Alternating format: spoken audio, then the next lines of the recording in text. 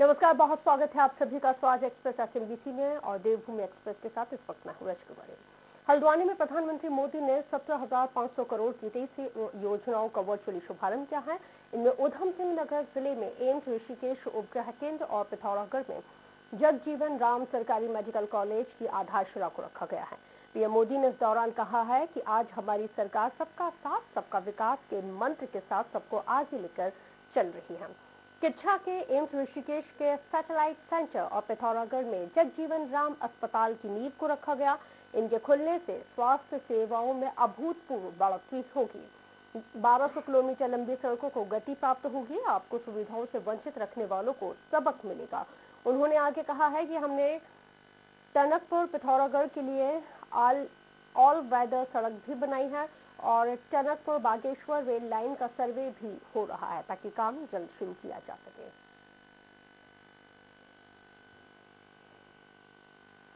आज यहां 17,000 करोड़ रुपए से अधिक के विकास कार्यों का लोकार्पण और शिलान्यास हुआ है। ये सारे प्रोजेक्ट्स कुमाऊं के सभी साथियों को बेहतर कनेक्टिविटी, बेहतर स्वास्थ्य सुविधाएं देने वाले हैं। हल्द्वानी शहर के ओवरऑल इंफ्रास्ट्रक्चर के लिए, विकास के लिए हम लगभग 2,000 करोड़ रुपए की योजना लेकर आ रहे हैं। अब हल्द्वानी में पानी, सीवरेज, सड़क, पार्किंग, स्ट्रीट लाइट सभी जगह पर अभूतपूर्व सुधार होगा। साथियों, इस दशक को उत्तराखंड का दशक बनाने के लिए तेज गति से ऐसे ही विकास कार्यों पर अनेक काम करने की जरूरत पर हमने जोर दिया है। चलिए आगे बढ़ेंगे, आगे बात करेंगे। इस मौके पर मुख्यमंत्री पुष्कर सिंह धामी ने कहा है कि पीएम मोदी के नेतृत्व में देश अपने खोए वैभव को पाने की ओर अग्रसर है। उनके ही नेतृत्व का कमाल है कि कश्मीर से धारा 370 खत्म कर दी गई है। अयोध्या में भव्य राम मंदिर का निर्माण शुरू हो रहा है और काशी में विश्वनाथ मंदिर का स्वरूप भव्य हो गया है। केदार भूमि के पुनर्निर्माण का मार्ग प्रशस्त हुआ है। उन्होंने आगे कहा है कि कोविड आपदा को जिस तरह से पीएम मोदी ने संभाला है उससे पूरी दुनिया उससे प्रभावित हुई है और पूरी दुनिया ने इसको सराहा है। न सिर्फ देश के लिए बल्कि विदेशों को भी वैक्सीन उपलब्ध कराकर पीएम मोदी ने पूरे विश्व को राहत पहुंचाई है।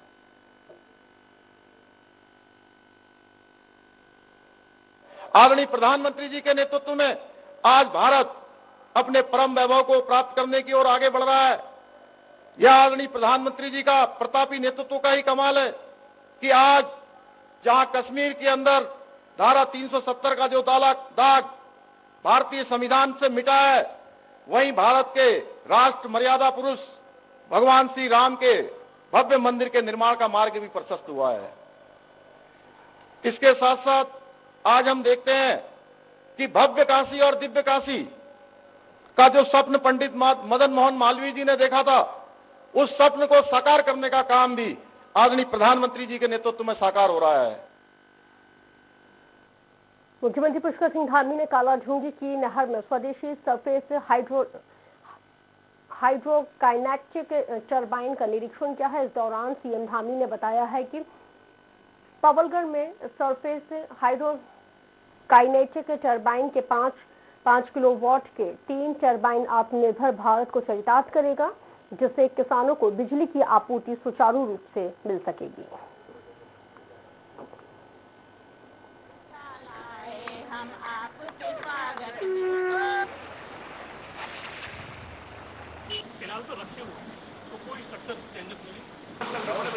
काइनेटिक टरबाइन यहाँ पर लगाई है, जिससे यहाँ पर 5-5 किलोवाट के 3 टरबाइन यहाँ पर काम कर रही हैं, जो निश्चित रूप से बहुत ही मैं कहूँगा कि आत्मनिर्भर भारत और लोकल फॉर वोकल जो हमारे माननीय प्रधानमंत्री जी का नारा है, कुछ दिनों पहले ही हुई है। हमारे यहाँ उत्तराखंड के में पहली बार विश्व का पहला ऐसा फॉरेस्ट गेस्ट हाउस बना है जो हमारे इंडिया की आत्मनिर्भरता का एक प्रतीक है।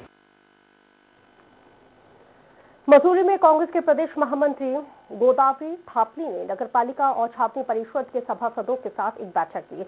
उन्होंने आगामी 2022 के चुनावों में कांग्रेस का साथ देने के लिए अपील की। उन्होंने भाजपा सरकार पर निशाना साधते हुए सरकार को पूरी तरह से फेल बताया है। प्रदेश महामंत्री ने कहा है कि महंगाई, भ्रष्टाचार, बेरोजगारी अपने चरम पर है और साथ ही कैबिनेट मंत्री गणेश जोशी पर गुमराह किए जाने का आरोप लगाया। यहाँ पर जो मसूरी की नगर पालिका और छावनी परिषद के सभी मान्य सभासदों को यहाँ पर सहयोग हेतु बुलाया गया था, तो सभी ने हमें समर्थन देने का आश्वासन दिया कि जो आगामी चुनाव आ रहा है 2022 में विधानसभा का, उसमें हम सहयोग।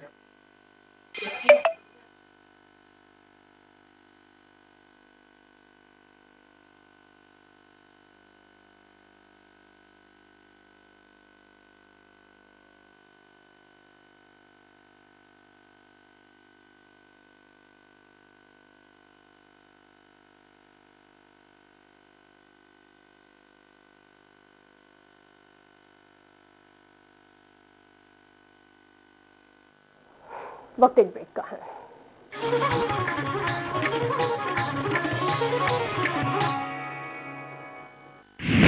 महात्मा गांधी पर अमर्यादित टिप्पणी करने वाले कालीचरण की मध्य प्रदेश से छत्तीसगढ़ पुलिस द्वारा बिना किसी सूचना के की गई गिरफ्तारी क्या वाकई में संघीय मर्यादा का है उल्लंघन? कालीचरण की गिरफ्तारी पर आमने सामने आई मध्य प्रदेश और छत्तीसगढ़ सरकार में किसकी बातें हैं तथ्यपूर्ण, और क्या सियासी जोर आजमाइश के चलते गिरफ्तारी पर मचा है गदर?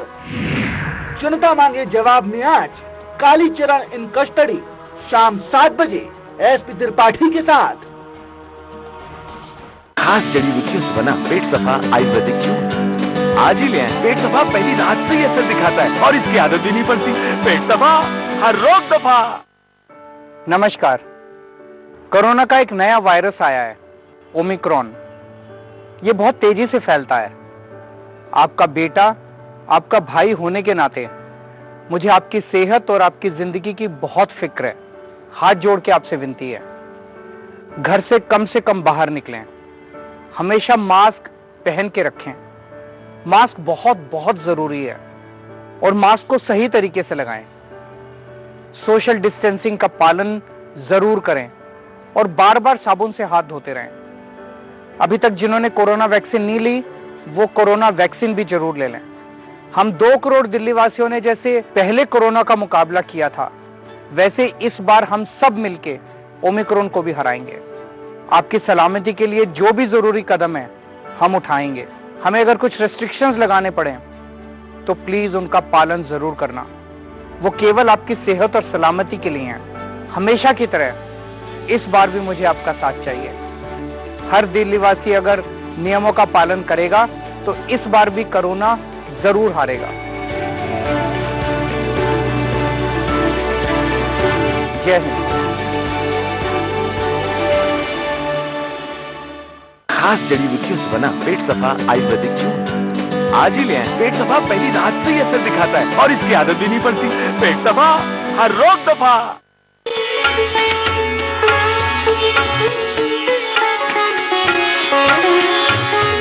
महर्षि उपदेशामृत प्रवाह। देखिए स्वराज एक्सप्रेस में प्रतिदिन प्रातः 6:30 बजे से। Bhabha University Bhopal is recognized as the top leading institution of Madhya Pradesh, which advances your career in education. Bhabha University is right for you as we choose career before anything. It is the best place to explore dreams and discover yourself, as we provide you the 50 acres of lush green campus, top leading recruiters for placement, high-tech laboratories, excellent and trained faculty, strong academic, international immersion programs, various scholarships and many more. Bhabha University is the emerging university of Madhya Pradesh. Join Bhabha University as your future begins here. For further details, contact 9165025500.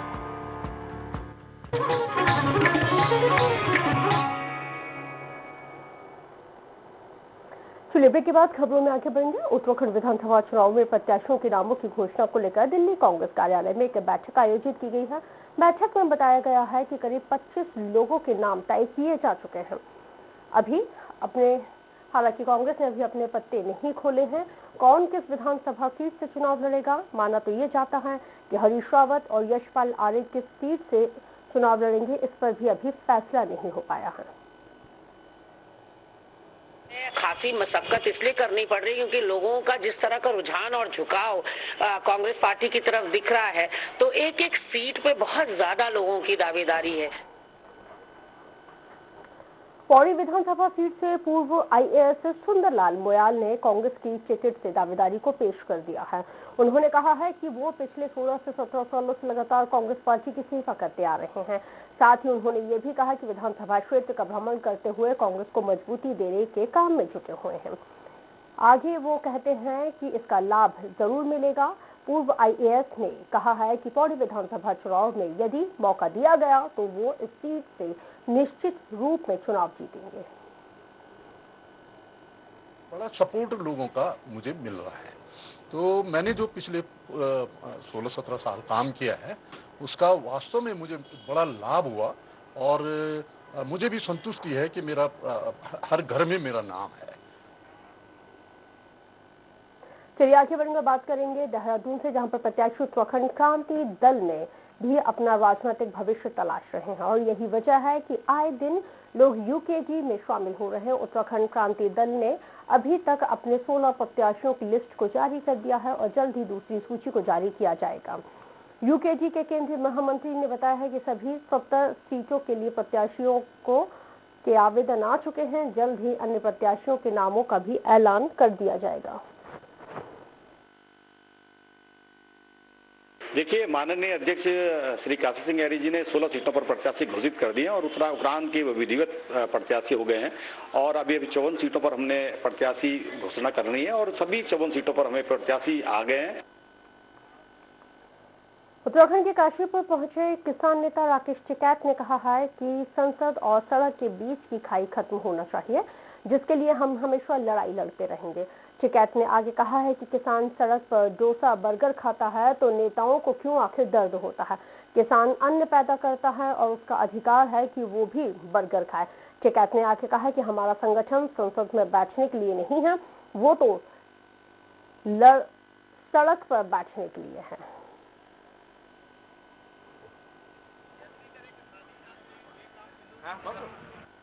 MSP पे बिकता नहीं सामान, लोग सस्ते में उसको बेचते हैं, कोई भी फसल अपनी।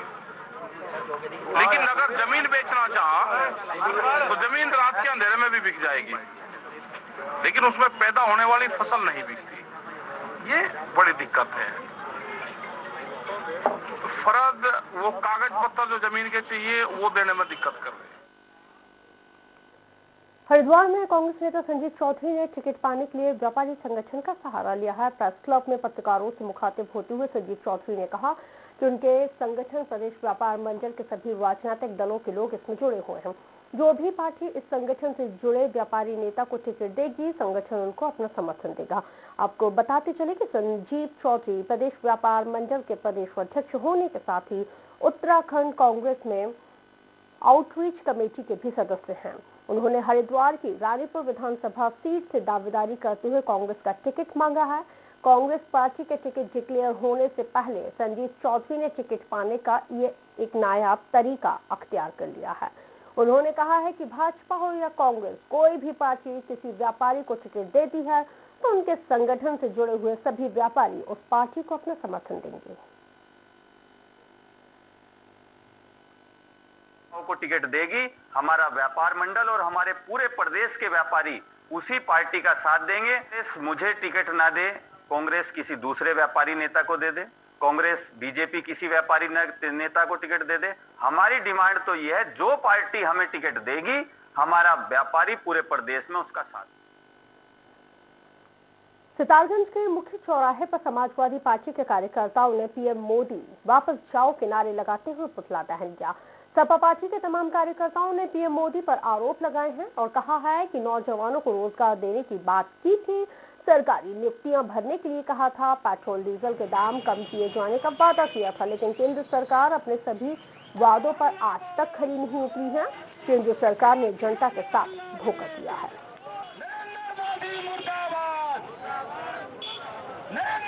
ये केवल इनके चुनाव आ गए, इनका घोषणाएं चल रही हैं। और इन्होंने वादा किया था 2017 के आम चुनाव के पहले कि हम उत्तराखंड में भय मुक्त सरकार देंगे। उस भय मुक्त सरकार क्या ये उदाहरण है कि पिछले 2 सालों में केवल एक जिले उधमसिंह नगर जिले में 281 मर्डर हुए। कौन सी भय मुक्त सरकार इन्होंने देने का काम किया? कैबिनेट मंत्री सुबोध उनियाल के विवादित बयान के बाद आप पार्टी ने विरोध प्रदर्शन किया और मंत्री उनियाल का पुतला भी जलाया। आप नेता यूनुस चौधरी ने कहा है कि कैबिनेट मंत्री उनियाल ने प्रदेश की जनता का अपमान किया है। इसके साथ ही मंत्री उनियाल का प्रदेश भर में विरोध किया जा रहा है।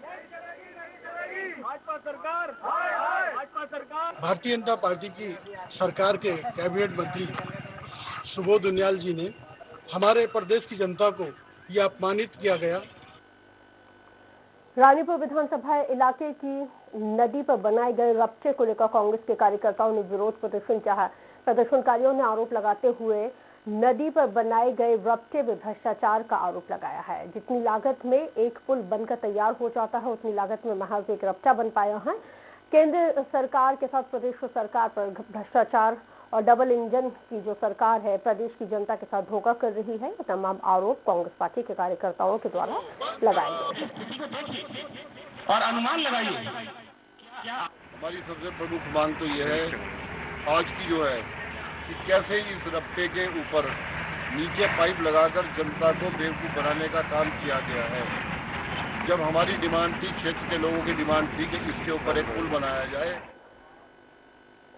हरिद्वार नगर सीट से कांग्रेस के टिकट की दावेदारी कर रहे मेयर प्रतिनिधि अशोक शर्मा ने महंगाई को लेकर अनोखा विरोध किया। उन्होंने कनखल स्थित अपने दफ्तर पर चाय पकौड़ी की दुकान खोली और राहगीरों को निःशुल्क चाय पकौड़ी खिलाई है। इसके साथ ही उनसे महंगाई पर चर्चा भी की गई है। मेयर प्रतिनिधि अशोक शर्मा ने आरोप लगाया है कि देश में महंगाई अपनी चरम सीमा पर है। पेट्रोल, डीजल, रसोई गैस के दाम आसमान छू रहे हैं। ऊपर से आटे, दाल और चावल आदि खाद्य पदार्थों के दाम भी बहुत ज्यादा हैं। कांग्रेस सरकार की तुलना में डबल यहाँ पे हो गए हैं। भाजपा सरकार जो डबल इंजन की सरकार है उसने आम जनता को पकौड़े तलने पर मजबूर कर दिया है।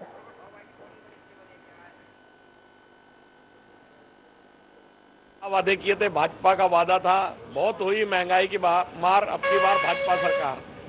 और आज जो है चारों ओर महंगाई दिख रही है और कांग्रेस के समय से बेतहाशा महंगाई हो गई है। देहरादून में व्यापार मंडल ने 31 दिसंबर को पूरे शहर में केमिस्ट दुकानें बंद रखने का ऐलान किया है। लोगों से 31 दिसंबर से पहले दवाइयां खरीदे जाने की अपील की। इस दौरान कार्यकारी अध्यक्ष ने बताया है कि जिस तरह से एमएनसीजी कंपनियां छोटे और मझोले दुकानदारों को खत्म करने की कोशिशों में जुटी हुई हैं, उससे नाराज केमिस्ट एसोसिएशन ने एक दिन का ये विरोध प्रदर्शन करने का फैसला लिया है।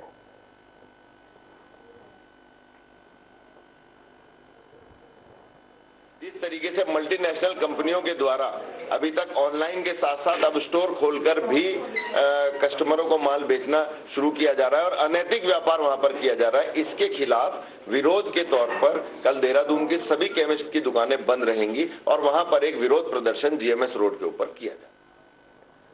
पिथौरागढ़ में नेपाल सीमा से सटे हुए बलतड़ी गांव के लोग भूस्खलन की वजह से खासे परेशान हो रहे हैं। ग्रामीणों का कहना है कि बारिश में भूस्खलन जिस तरह से लैंडस्लाइडिंग होती है उसकी वजह से सड़क जाम हो जाता है, लोग पैदल रास्ते से भी नहीं चल पाते।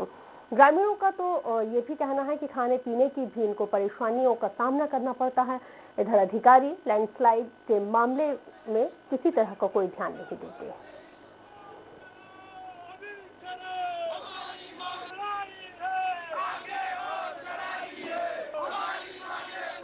पिछले 2 वर्षों से जो है मनरेगा के काम जो है कि यहाँ पे कोई भी मनरेगा की योजना नहीं आई है और गैस सिलेंडर ऑनलाइन नहीं हो पा रहे हैं, जिससे कि वो हमें सिलेंडर जो 900 में मिलना चाहिए था वो सिलेंडर हमें जो है 1500 से 2000 रुपये में मिल रहा है। हरिद्वार के थाना सिडकुल में एसएसपी डॉक्टर योगेंद्र सिंह रावत ने स्थानीय नागरिकों की समस्याओं के लिए एक बैठक का आयोजन किया, जिसमें एसएसपी ने स्थानीय नागरिकों से उनकी समस्याओं पर विस्तार के साथ चर्चा की। उनकी समस्याओं का समाधान भी किया गया है। इसके साथ ही बैठक में स्थानीय नागरिकों से क्षेत्र में होने वाली समस्याओं पर अंकुश और अपराधों पर किस तरह से लगाम लगाई जा सके, इस विषय पर समाधान को लेकर सुझाव मांगे गए हैं। एसएसपी ने बैठक के दौरान कई नागरिकों की समस्याओं का त्वरित निदान किया। सिडकुल थाने पर जो सिडकुल थाना क्षेत्र के गणमान्य नागरिक हैं उनके साथ एक मीटिंग मेरे द्वारा ली गई, जिसमें कि उनकी समस्याएं, उनके विचार और उनके सुझाव, इन तीनों को आमंत्रित किया गया। जो समस्याएं ऐसी थी जिनका त्वरित निदान हो सकता है उनका यहीं पर निदान किया गया, बाकियों के लिए निर्देशित किया गया है। चलिए खबर रुद्रप्रयाग से देखेंगे, जहां पर हिमालयी भूभाग के साथ ही सीमांत इलाकों में बर्फबारी होने की वजह से काश्तकारों के चेहरे खिल उठे हैं। ऊंचाई वाले क्षेत्रों में बर्फबारी होने से काश्तकारों की फसलों को नया जीवन मिल रहा है। बर्फबारी होने की वजह से मिनी स्विट्जरलैंड, चोपता और दुग्गल बिट्टा के बीच यातायात बाधित हो गए। यही नहीं, घाटी में लगभग 3 दर्जन पर्यटकों के वाहन भी फंसे हुए हैं। यहाँ पर नए साल का जश्न मनाने के लिए हजारों की संख्या में सैलानी पहुंचे हुए हैं। जिलाधिकारी ने पुलिस और वन विभाग को मार्ग खुलवाने के निर्देश दिए हैं।